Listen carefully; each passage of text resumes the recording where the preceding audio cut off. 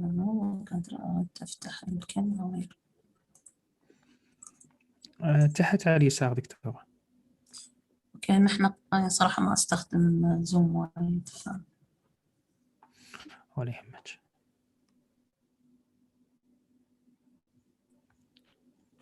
ايوه تمام.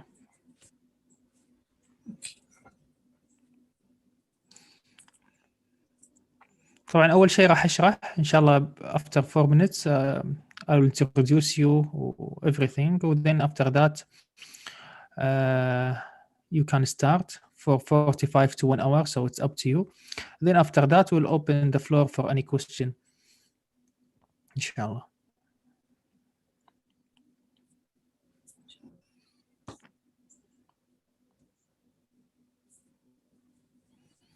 كيف قطر؟ حلوة.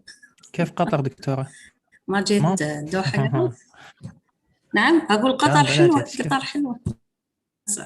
لا اشتغلت في قطر وايد، يعني جيت قطر كثير انت كونفرنسز سيمينارز، وعندي معارف كثيرة مع جامعة قطر، دكاترة قطر، فعندي ما شاء الله. قبل تقريبا سنة ونص أعتقد كان عندي مؤتمر في جامعة قطر نفسها. هذه آخر مرة جيتها قبل سنة ونص تقريبا. أيوة ما شاء الله. أنا ما عندي يعني my relation with Qatar University stopped a long time ago. بس كويس تمام.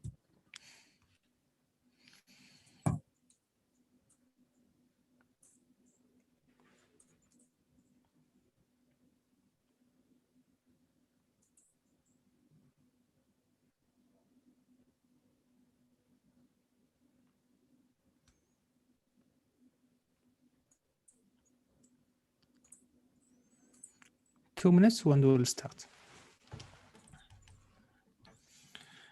دكتورة تقدرين ستوب شيرينج بس أقدمك وبعدين تقدرين تسوين. بس you don't want ما تبي العنوان؟ لا الحين بس خليني introduce you then after that you can share the screen.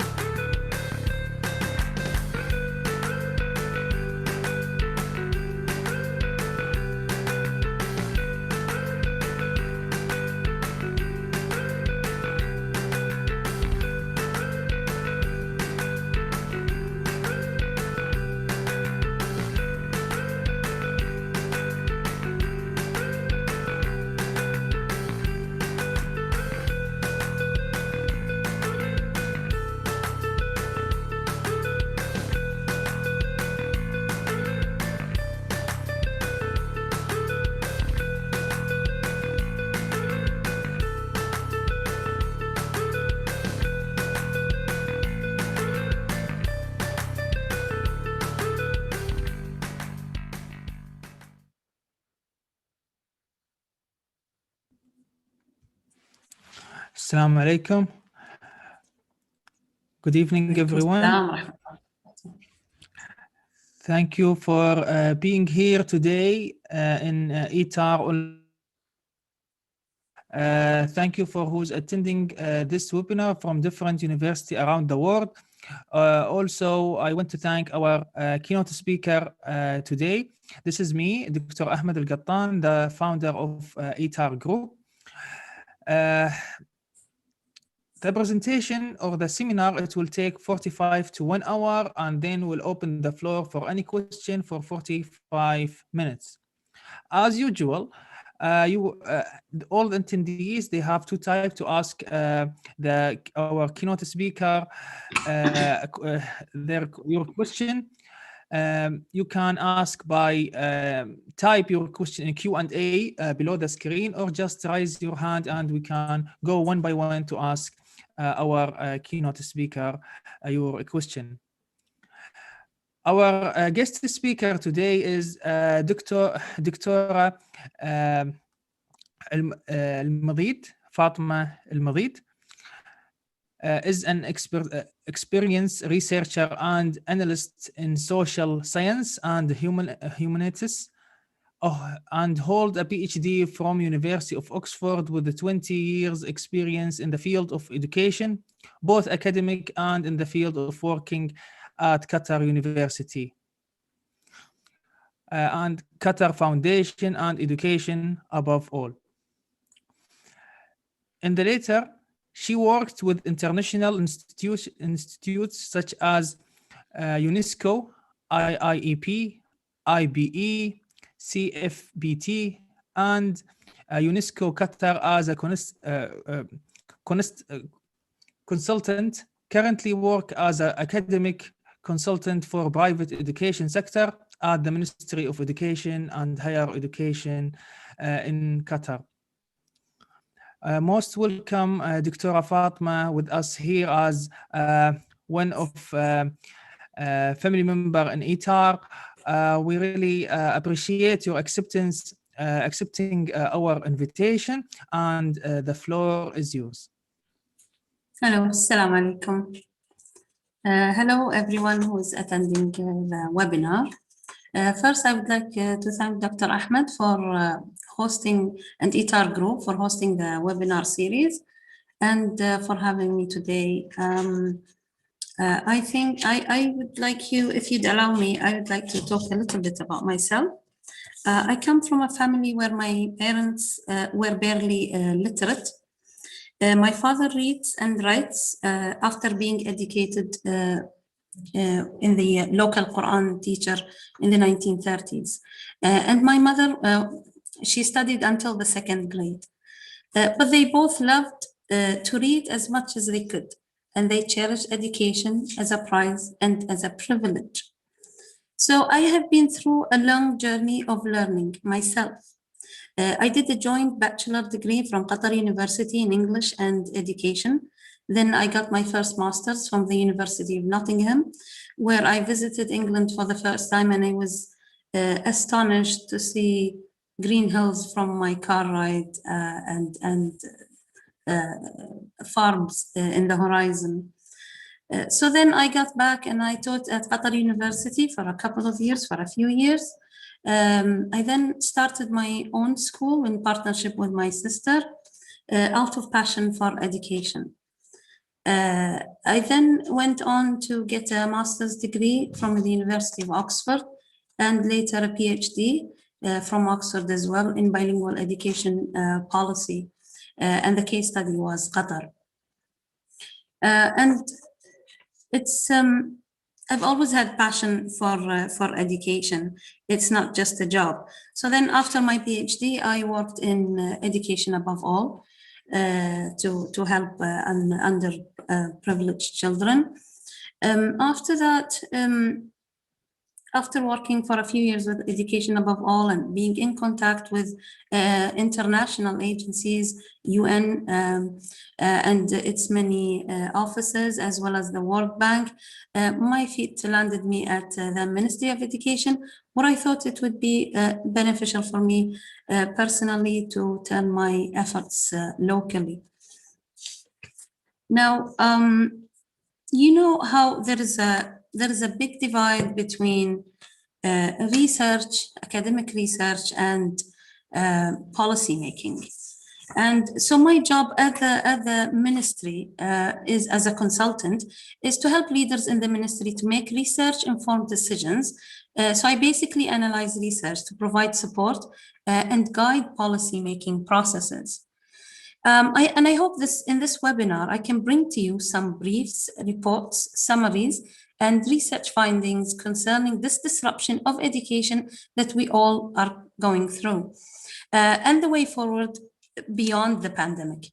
I'll present two main reports by two major think tanks in the industry. So you can have a clear view of the conversation that's going currently in the field. So if you just allow me to share my screen with you in a minute.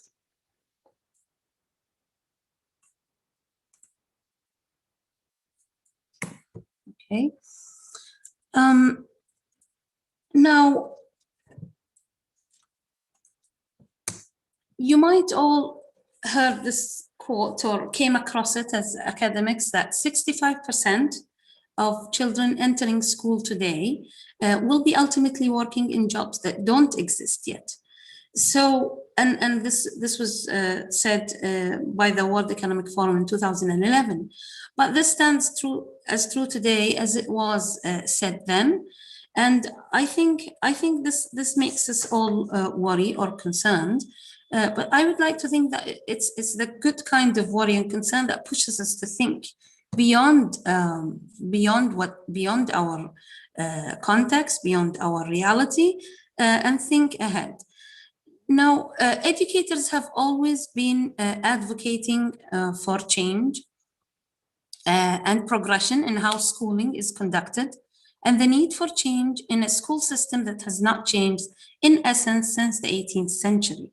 Now, although it may seem overwhelming, but the time to start reimagining is now. We all know the saying about how crises are blessings in disguise. However, the conversation about reimagining and reinventing schools and the school system in this digital era have been going on for more than a decade. If you type the words reimagine, reinvent, and education in any academic search engine, you'd find hundreds, if not more, articles about the topic that go back as early as the 1990s. The pandemic meant that the institutions has to implement new strategies to keep learning going. And for years, the education sector have been trying to devise the most effective reform strategies. Now, so perhaps the pandemic itself was the tipping point that was needed by global education to allow us to revisit ourselves, to assess our behaviors, and remodel our scientific methods in dealing with the change that happened. Now, every institution, every school, and every college coped with it in one way or another, and that only goes to show how flexible we can be given the right circumstances. If you can watch this short video with me, please.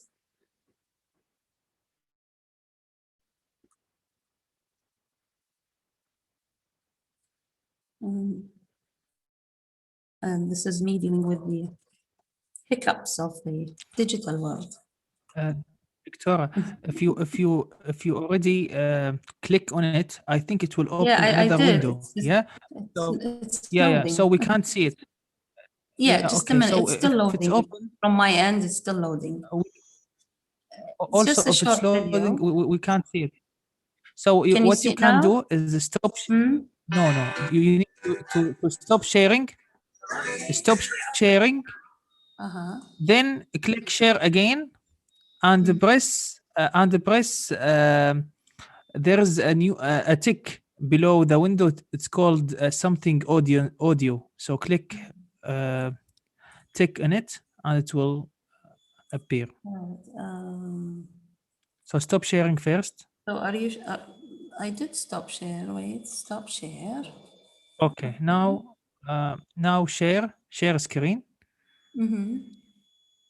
Then after that, choose the window and tick and share sound down. You can see share sound. Tick on it. Share and sound. Okay, you press mean share. the sound was not. And then after that, choose the window, which is the YouTube one. Let's see. Then share. But I still want. It's taking a few minutes to load.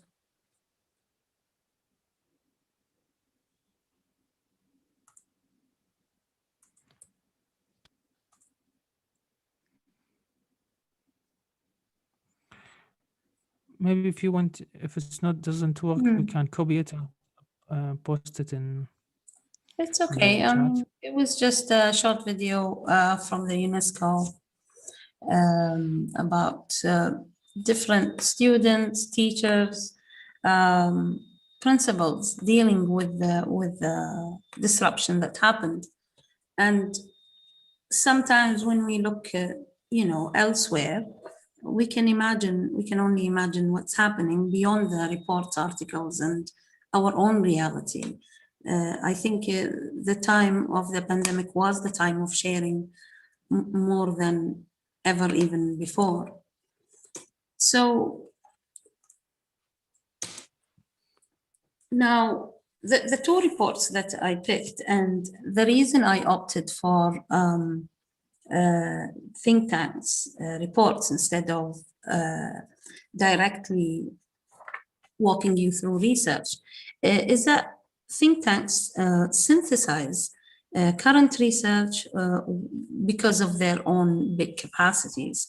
And the other aspect is that policymakers don't like research jargon.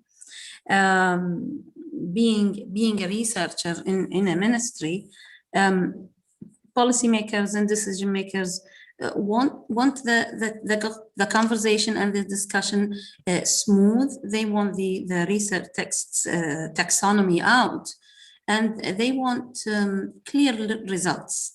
So in this presentation today, I opted to present two reports that I found really helpful in discussing the current disruption, what worked, what didn't work, and the way forward. So the first report I would like to share with you today is a McKinsey and the company report. And we are learning a lot from the current pandemic. We're learning a lot from the literature. It's still emerging.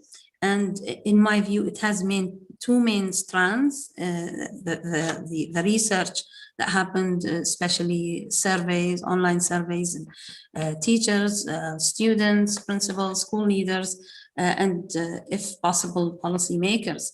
It's either focusing on the benefits, the positive impact of the force chain. The other strand of research that's going on now is the widening of the gap in access to remote learning. In this recent article, the group suggests that school systems need to recommit. They need to recommit to 4 basic principles. Now, these 4 principles is going back to basics. Education, we know a lot about education from previous research. We know what works and we know what doesn't work. And the addition of remote learning and the technology should not make us lose sight of what works and what doesn't work. So they suggest that we recommit to 4 main pillars in our design or how we evaluate the current situation. And that is instruction, teachers and principals, education systems and structures, how the school is structured, and finally, the socioeconomic context of a certain school or educational institute. So if we go to instruction, now schools need to recommit to what works. We know a lot, as I said, about children learning to read and write. We know a lot about how they master literacy. how they master numeracy. They need strong foundation skills. You can't code if you can't do math. You can't communicate effectively if you can't read and write. And you cannot invent without knowledge. So when it comes to technology, and that's the reimagining aspect of this this spectrum, we also know that it needs to be harnessed. Technology needs to be harnessed. It needs to be used as a tool. You cannot just hand out devices to improve learning, and research does indicate that. Video lecturing cannot replace face-to-face interaction. The challenge is to incorporate technology to improve quality and to improve access. Now, when it comes to instruction also, a big aspect is mastery learning. And mastery-based learning, individualized plans, it used to be utilized before, but only by the elite and only in certain circumstances, maybe homeschooling or teaching certain classes of the society, if I may say. But technology now made it possible with the use of automated pacing apps that integrate both instruction, practice, and feedback, which are accessible to many, allowing students to work at their own pace. So we mentioned technology for access, mastery-based learning, and the third aspect in instruction that must be noticed and stressed in these times is the conversation supporting the child holistically. Never before it was important to discuss this aspect of the children's learning and development, because students with high self-motivation thrived. They were self-pacing, and students who don't know how to pace themselves struggled and needed that face-to-face interaction or individual interaction. So the shift to remote learning has also had its emotional toll. The pandemic raised awareness of the need to address anxiety, depression, and mental health issues that were amplified in the pandemic. So schools are now, whether in their online platform or if they are doing blended learning, to think about incorporating character education, to think about incorporating well-being, the whole child method of teaching, where you can pinpoint problems and address it either with the child directly or with the school within the parent school teacher network.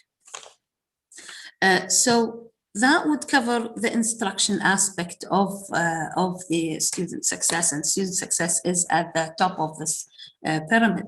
And then the second, and it's one of the most important aspects of teachers and the role of the teacher within an automated system, if we may.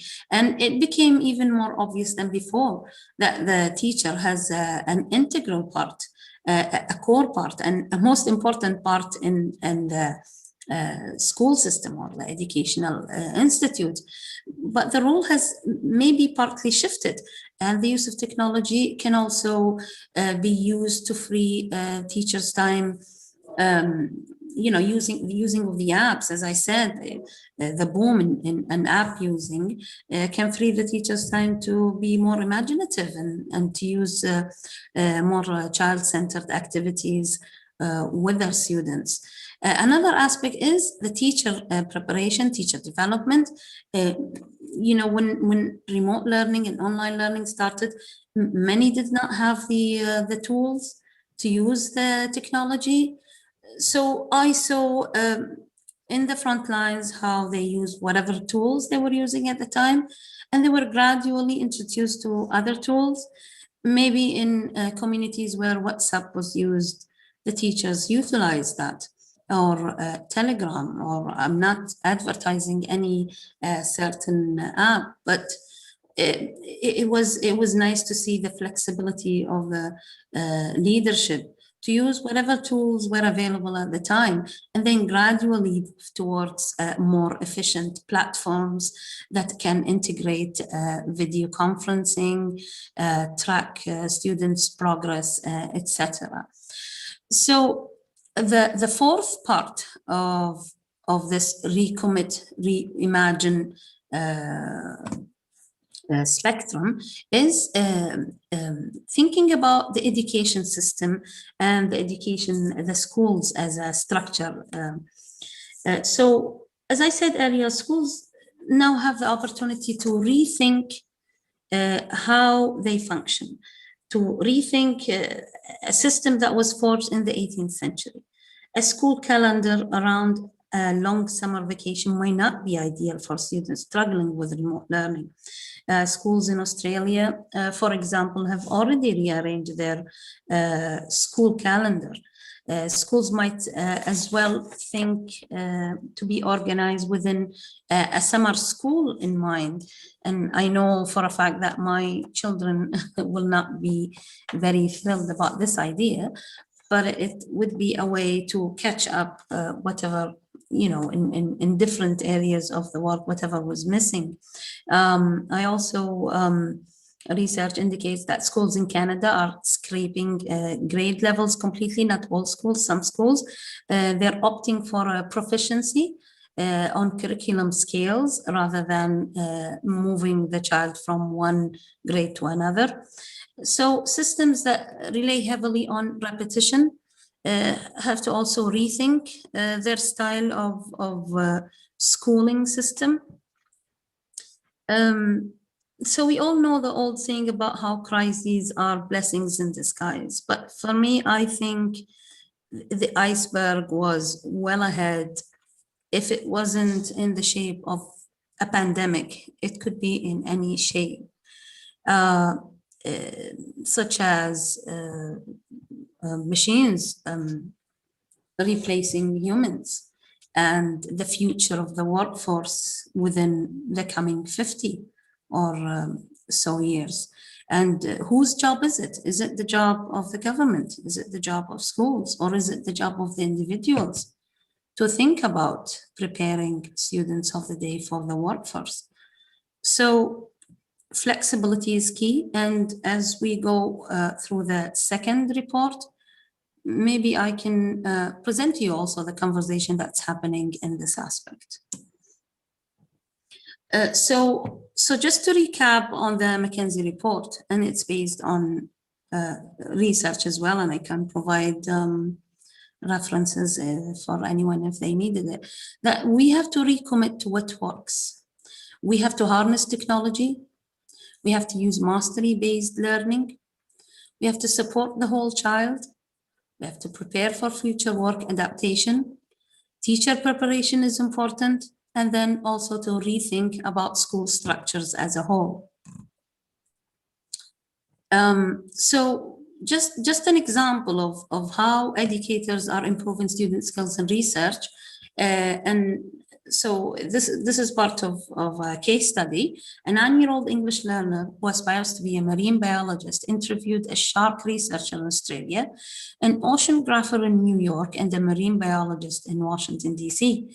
And then a middle schooler who was assigned a project to demonstrate the cultural influences that helped to shape him, languages, holidays, beliefs, and values, interviewed an older relative and created a website about the impact of his background, deepening his understanding of his own culture.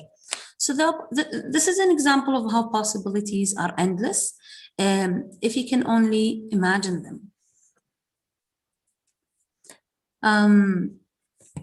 I think we're good on time, Dr. Ahmed. So yes, thank you.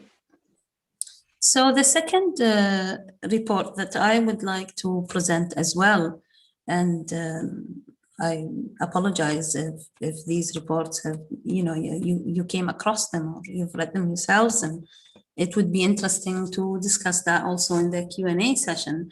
The Brookings Institute also presents a really valuable report beyond reopening schools and how education can emerge stronger than before COVID-19. And in this sense, now education during school lockdowns, and that, I mean, I don't want to repeat what was said in the previous lines, but then what have we learned? It's important that we set the goal, that student success, and preparing the future generation. So we've learned that a much greater appreciation for the importance of public schools. The Brookings report was demonstrating that within the research that they gathered in the United States and in Europe, the research in international assessments such as PISA or TIMSS, public schools always outperforms private schools. So they wanted to indicate how it's important to go back to the public school and invest in it.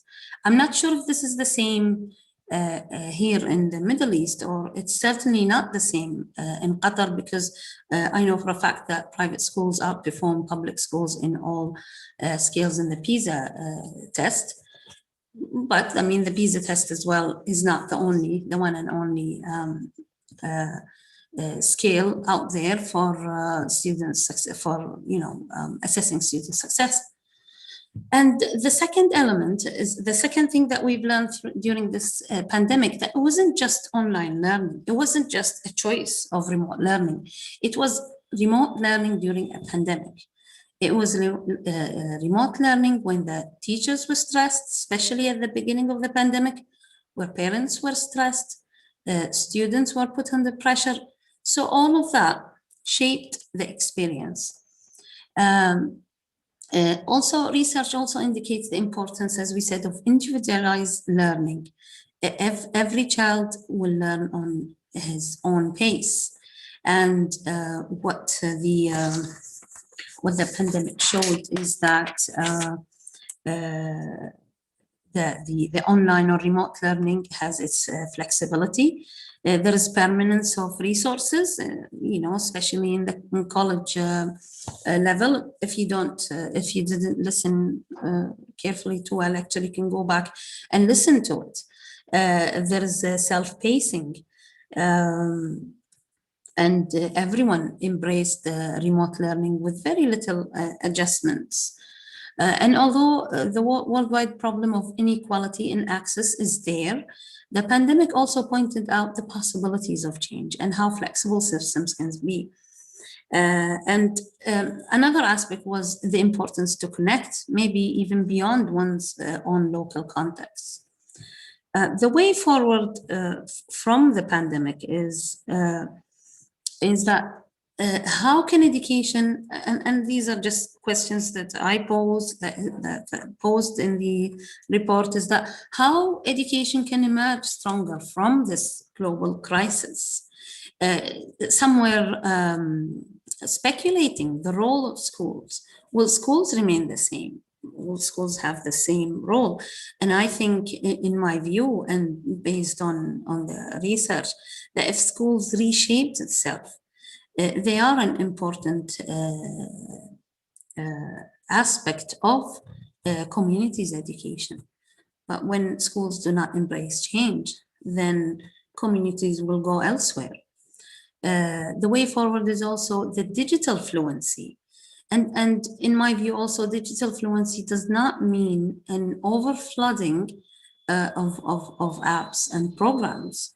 It has to think about the goals, the instructional essence of what is being learned, and whether it facilitates or not.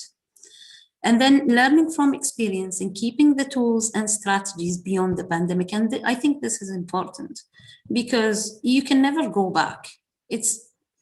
I'm not being a pessimist. It's when you go forward, you go forward. You take the tools, you take your experiences with you. So what did work? I'm able, in this past year and the beginning of this year, I was able to participate in so many webinars that, given the previous attending seminars and conferences in person, I wouldn't have been able to, to travel, leave my job and maybe my family. So we have to learn from this experience. Is an email good enough instead of a long meeting?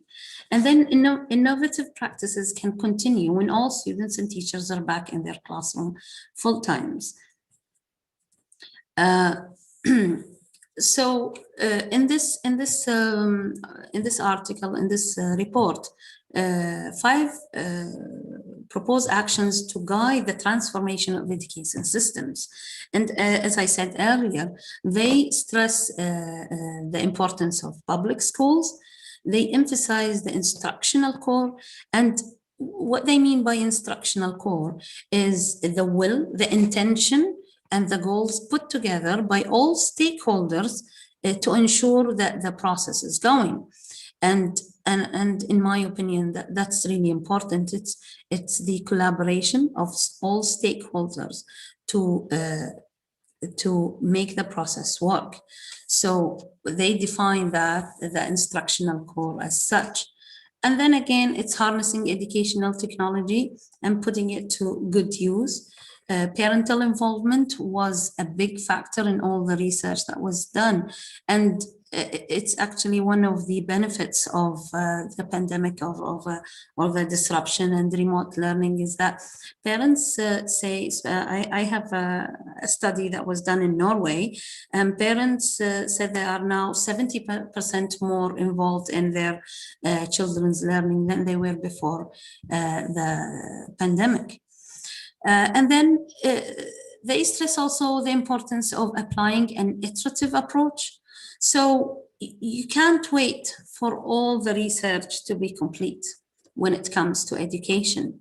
You can apply what you think should work, whether you're in a private institute or a public institute. You apply it, you get feedback, you gather data, you reassess, regroup, and apply again. And even that, I don't think one can criticize one country or one nation or one context over another, because every country also moves at its own pace. So this only sums up the rest of the previous themes. So the research also indicates alternate education, and especially those who believe that the time of schooling as it was is over. There is a trend in reverting to homeschooling, virtual schools or online schools. There's a growing number, and the evidence is that a growing number of universities and colleges now accept an alternate transcripts in the form of study hours, portfolios, and transcripts. So in my view, if this is not an indicator that change is coming, I don't know what. And then there's even a bigger number of employers in the US and elsewhere that do not require a college degree, but view study history, IQ, and alternate employment screening methods. So the projected changes that needs to be addressed is that increased use of technology will stay with us, and increased use of online tools. As I explained, the personalization of learning and making learning equitable. And the fourth one really needs policy decisions and leadership decisions. Now, the challenges of implementation of remote learning as it stands now and in the future is the balance between digital and screen-free activities. Educators indicate that it's important for teachers and school leaders to point out how important it is to balance screen-free and screen activities, even during the school days. So if you give an activity, it doesn't always have to be, a presentation or a poster. It can be in the form of other activities that take the child away or the learner away from the screen. So the other challenge is to keep pulse on students' emotional health, and this is also a big issue that comes up in the research. And this could be one of the trends in the future workforce, as more automation is happening and more AI replacing the human factor. Dealing with mental health issues and emotional health and the well-being of whether learners or workers is a path that should be strengthened in the future.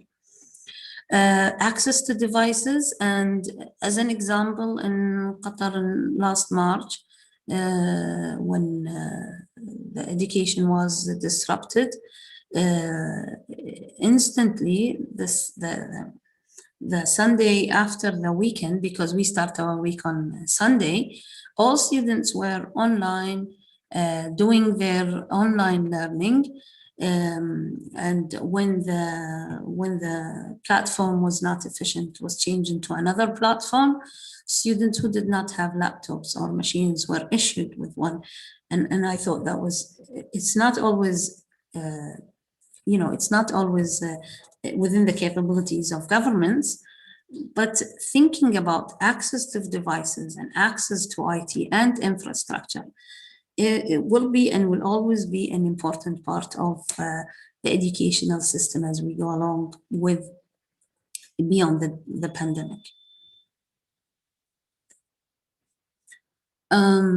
So then beyond these challenges, we have to think and imagine the situation in the future. So if we're doing remote learning, how do we assess? How can we provide secure system for assessment from home? And I know from a fact that map tests can be done from home with the camera on. But how can this be done in an accessible way for teachers? Or would it be better to assess using, as we said, portfolios, formative assessment? But how about school ending assessment, certification? These are questions to be asked and considered by researchers as well as policymakers. We also have to explore the different time and schooling models. So a school model based on 2 semesters, 3 terms, long summer holiday, all of the students in class. I know also in state of Qatar, we also started blended education where students alternate every week, and schools will have a 50% capacity. Is this a model that can go on? How do students feel? How do the parents feel? How do teachers feel? What does we have to assess the students' performance, and does this provide a new alternate school model? And so using the variation within across countries refers to learning. Because we are more connected now than ever, we can all talk about a shared experience in a way that never happened before. Even during all the wars that happened, it was never precedented that from China to the United States, from north to south, everyone can talk about one topic that they all can relate to. And that was the disruption that happened in March or even before or after that, and its effects on them personally or on their families and on their communities. So connecting and starting the conversation is always a good way to learn. I think I didn't use most of my, I didn't use all of my hour, but thank you for listening. I hope and I made this topic accessible. I hope it wasn't too easy or too shallow. And I would like just to end by that leadership drive and visions are essential, but the battle is won on the field, and the field is the schools and educators, and we'll add researchers today. Thank you so much.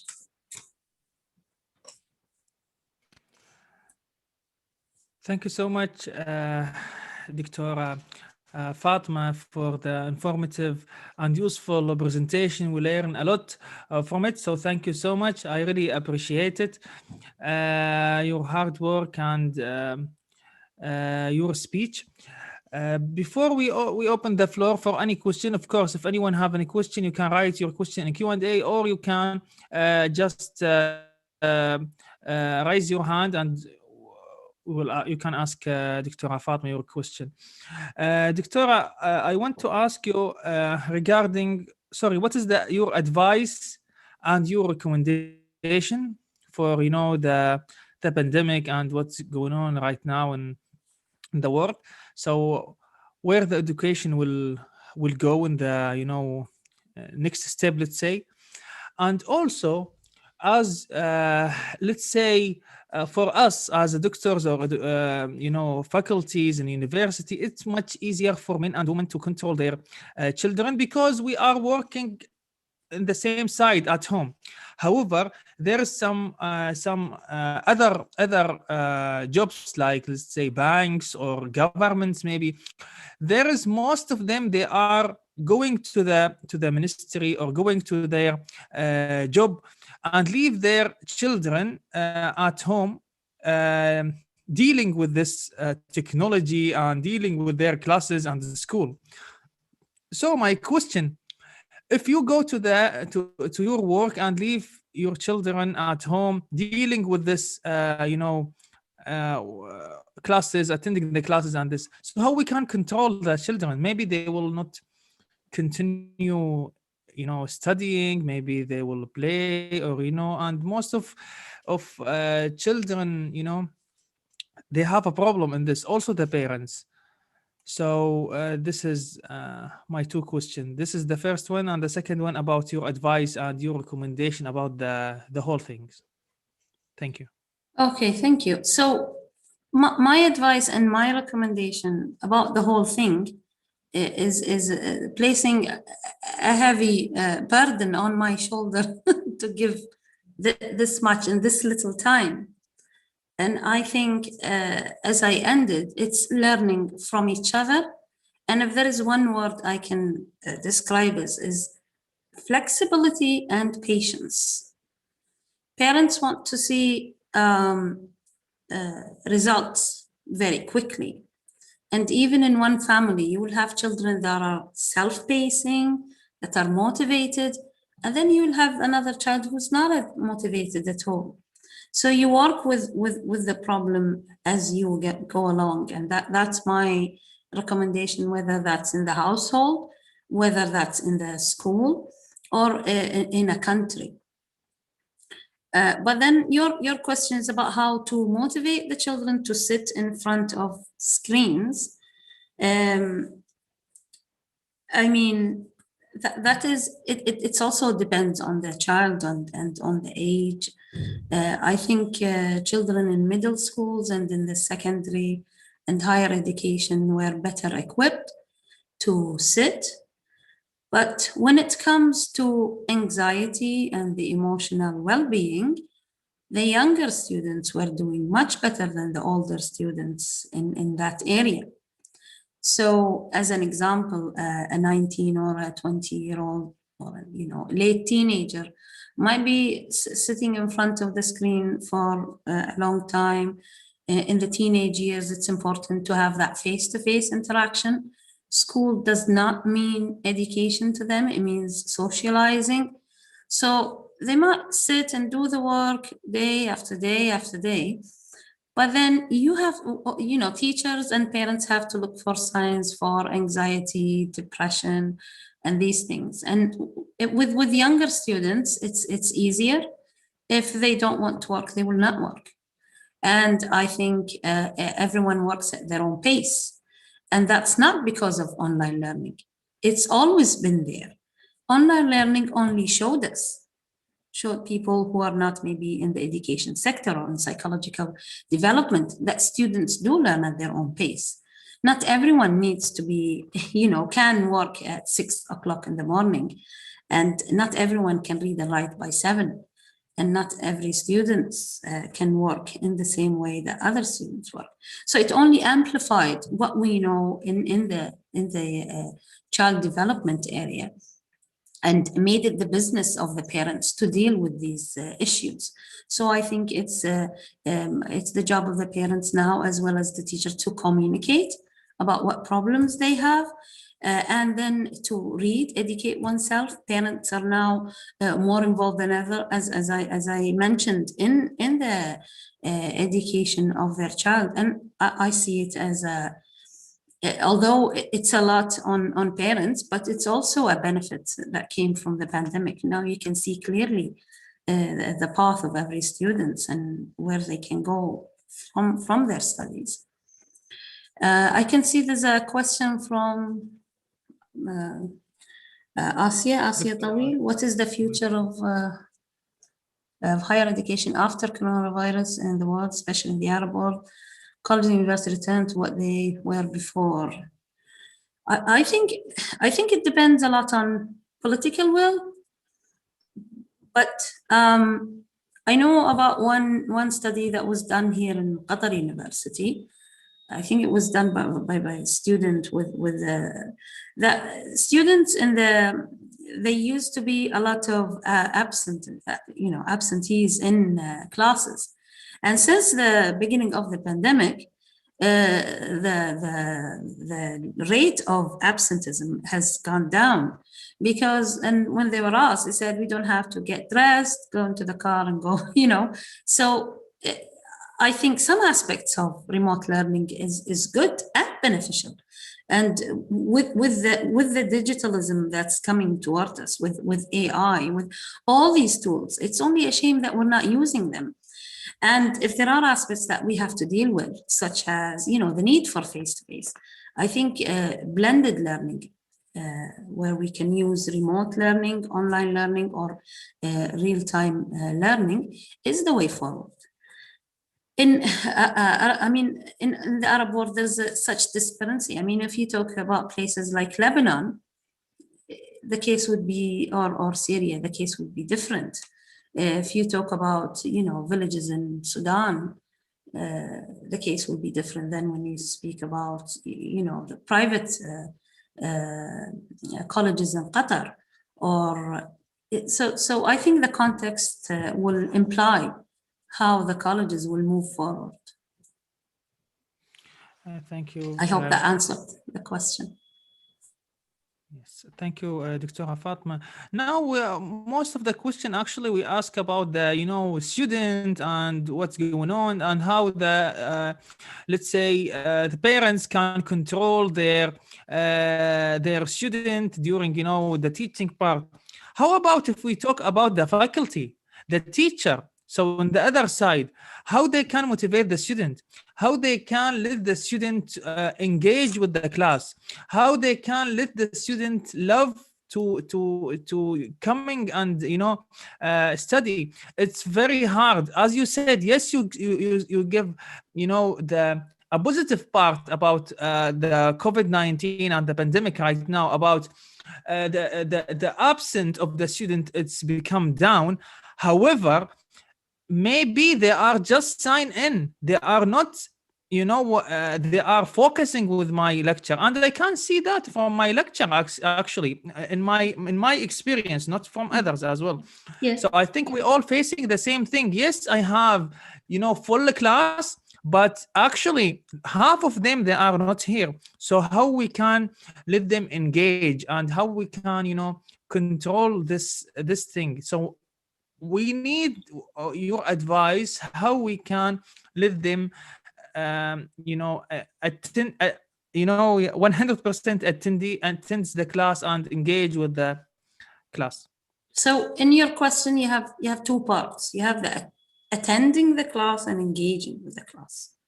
So when you're saying, because you come, I'm not saying you personally, but lecturers come to the classroom with a traditional mindset. I want to sit, I want to have my whiteboard or my smart board, I want to lecture, and I want the students to listen. But the technology itself, even before the pandemic, was making this obsolete. It was making it not engaging.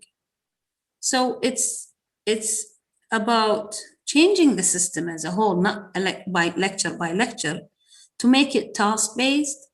You might start a lecture by saying, and I've seen this, by saying, you know, today I want you to learn about so-and-so.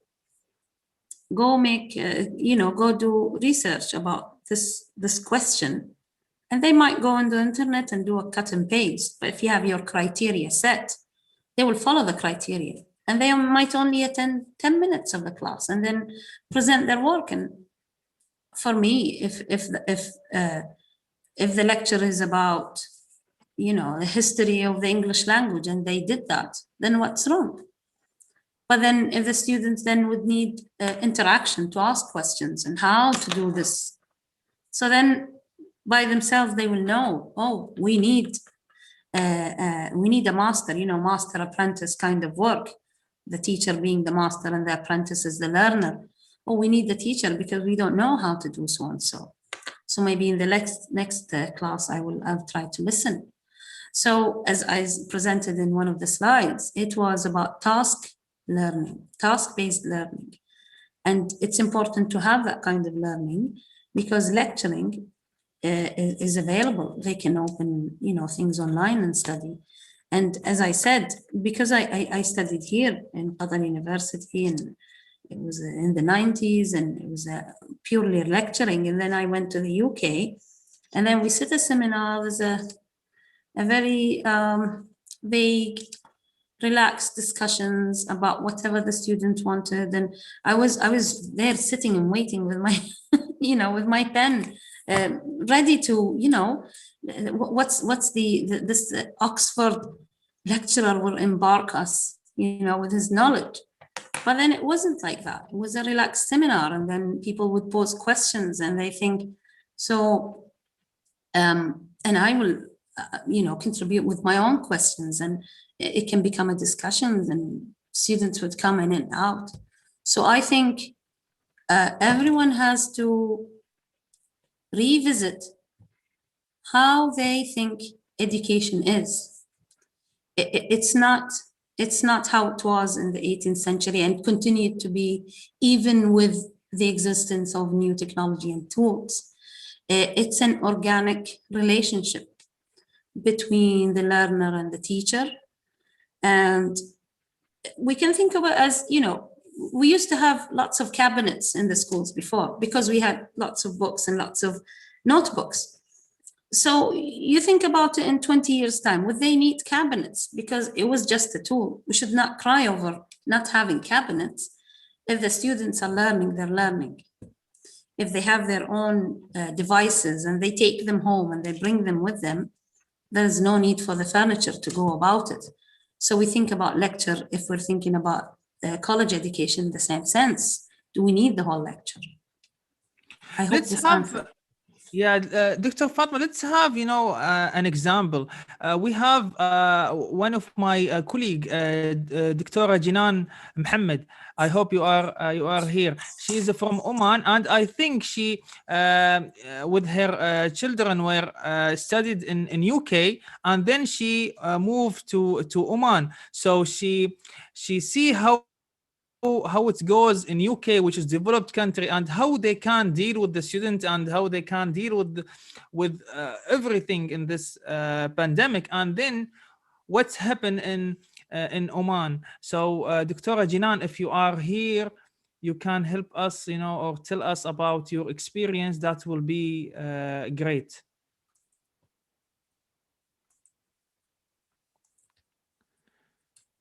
Dr. Jinan Mohammed.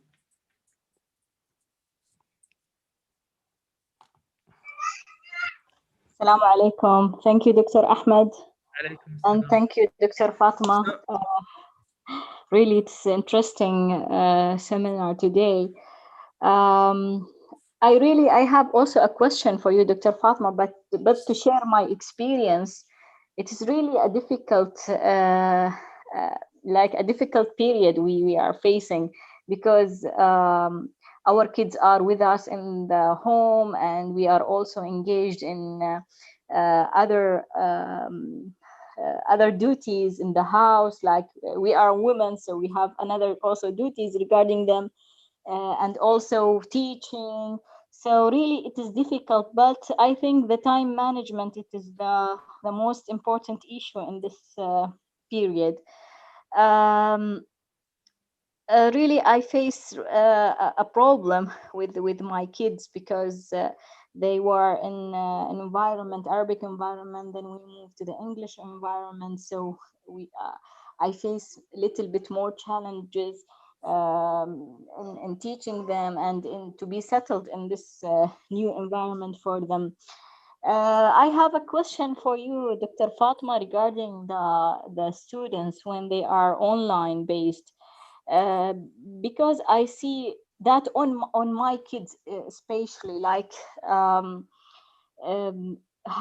the tutor or the teacher understand the student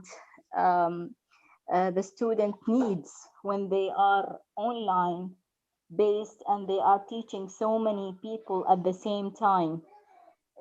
Because I face this problem, like my kids, they need, or the student may need some specific areas to be improved, but how the teacher with his skills, he can know that while they are online. Yes, I hear you, Dr. Jinan. And I faced a similar situation where I took my children with me when we were studying in the UK. So they studied here in Qatar, and then they studied in the UK, and then we came back here. And I still stand by what I say, is that every child is different, and every situation is different.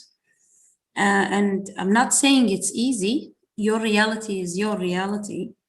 But that it doesn't become any easier when you point fingers saying, schools are bad or teachers are bad. I think it only becomes easier when you realize what the problems are, and then dealing with them specifically. And I know it's also easier said than done, but I'm just saying that I hear you, and I've been through this similar situation. So what your question was about understanding student needs, and I guess you mean academic needs, like if a student is having trouble doing fractions, or having trouble, memorizing maybe a certain part, or understanding grammar in Arabic or in English. And the way I see it from my children's also point of view, it really depends on the type of online education that's going on. And as I pointed earlier, if it's task-based or is it lecture-based. So if they're doing fractions, one of my children's teacher will not allow them to type. They have to copy it with their own handwriting, and then take a picture and post it on their platform. So the teacher would see how they're doing, and she would say, if you don't understand, we can have such and such discussion. And because they have blended education, so they have 1 week with the teacher and 1 week without. But I understand the difficulty when it's only online. And that also depends on if it's a public school, if it's a private school, the number of students in the school. So that's why I'm saying it becomes more the responsibility of the teacher. But can I tell you, I mean, also from a research point of view, I'm sorry, I'm taking out, from a research point of view, the research in school effectiveness, and it's a synthesis of articles, points out that parental involvement is the #1 indicator of school success, not child success, school success. And bilingual education in Canada was only successful because parents were involved. They will be involved in the school system. They will be involved in the home. I mean, to a certain extent, sometimes we want to just sit back and let the school teach our kids. And I think that time is finished. Yeah, I agree with you, Dr. Fatma. The teaching style, it's different now than what we have been on that previous years. Now it is like when I see what they are taking as a material and what they are, how they understand the things, how the process of how they do their assignments. It's really different than what we have did before. But still, I don't know. Like I saw many lectures and videos which they say that this generation, it is much difficult than the previous generations, because they are exploring more things through the internet, through the serials, through the television, through the radio. So there are so many like things participate in their education. So but still we have to control that as a parents, to control their education. And you know, sorry, I think the way they process the internet and the information is different than how we process it, because you know they've dealt with it since birth. So we can't really go into their minds. We don't really, what we might think as a difficulty might not be a difficulty for them. The way they process it is really different than how we process it. Yes, exactly. Thank you, Dr. Fatma. I have Thank really you. It was nice to meet nice you. time with you. Thank you very much. Thank you, Dr. Jinan. Thank you so much. Also, we have a question from Dr. Horia. My son is 6 years. I decided to not go to the school this year after what I saw what happened last year. How can I prepare him for next year? Okay.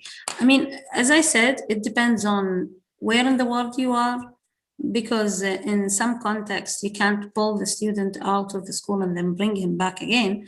But also, I do know from the statistics that a lot of parents have opted for homeschooling during the pandemic, be it for logistical reasons, for travel, or for paying school fees. So there is nothing, I mean, I'm not encouraging parents to do that. Being in a web of community is helpful, but if that was the choice, preparing the student, I think there are an abundance of websites or virtual schools that do homeschooling, where you have your own curriculum to follow.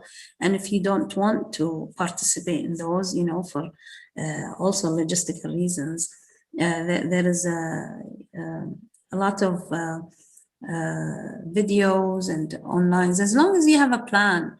If you have the learning plan that your school uses, or you know the school that you choose for next year, if you have the learning plan, then you can go with the child. You have to set a routine, you have to set a specific place, and if that's your choice and you are capable of teaching him daily, then I think students who are homeschooled sometimes do better than students in you know big public schools. Dr. Horia said to you, thank you so much, Dictora. Also, we have another question from Asia Azhar. We have seen a surge in education research post-COVID. What do you advise? What do you advise researchers to actually make research useful? Dr. Ahmed, I couldn't hear you. Can you hear me now? Yes, I can hear you now. Can you repeat the question, Yeah. please? Yeah. Asya Azhar ask you, we have seen a surge in education research post-COVID. What do you advise should be the priority area for researchers to actually make research useful? To make research useful. You're a researcher, you want to make it useful from your own perspective. I think as a researcher, I see that all research is useful. But I understand that everybody is researching the pandemic now. But what I don't see that there is a lack of research here in the Arab world. And it's important to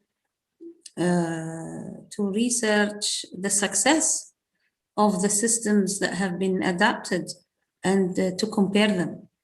So, for example, you can compare online education in Kuwait to online education in Qatar, and the attitudes towards, the system that was in place. So maybe research aspects of online education in Qatar, public schools or private schools, and compare them to that of another country. And that will be useful because you can, if you're a researcher of a certain country, you understand, or from a certain region, you understand the context and what's behind policymakers' choices. And you can see a unique situation that might not occur, ever again. The study that I quoted here in Norway was really interesting because they only had online learning for 1 month in March 2020, and the secondary schools went back to schools in April 2020. And the primary schools went to schools back to schools in May. So it was really good that the researcher did the research at the time, because it was like a snapshot of what was happening. It would be really interesting to actually record attitudes or feedback from all stakeholders, not just students or parents, but from everywhere, and compare them across regions. Dr. I hope this Fatma. answered your question. Yes, thank you. Anyone has any question before ending this session?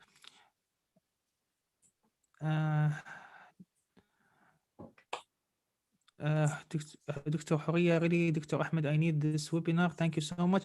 Actually, it's live in YouTube, so it will be in YouTube. Okay, and I will post it in the chat, so if everyone can go back and watch it again at any time. I already posted in the chat, so you can see it, Horia.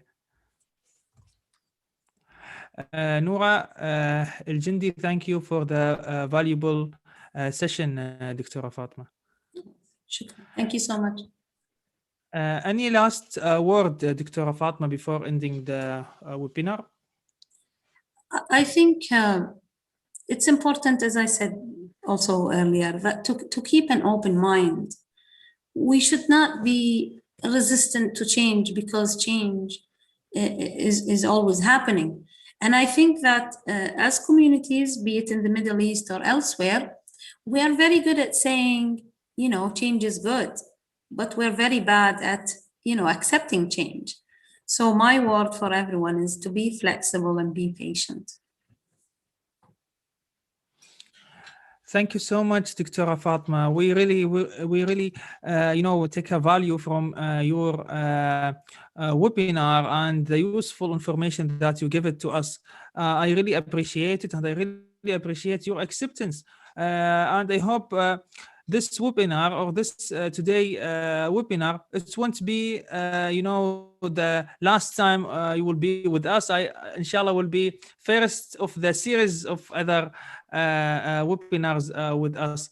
Thank you so much, Dr. Fatma, and hope to see you soon, inshallah. Thank you so much, Dr. Thank you so much. Our next webinar next week will be with Dr. Fawzia Al-Anizi from PAAET, which is the Kuwaiti government college, about how to write master or PhD thesis. So I think it will be a very good webinar for any student, master or PhD. I will announce it today for registration for all my ITAR accounts in the social media, as I posted in the chat, so anyone can check it and register. I think I will post it, announce it tonight, so you can register it, and you are welcome. Again, Dr. Fatma, thank you so much, and see you again, inshallah. Salam.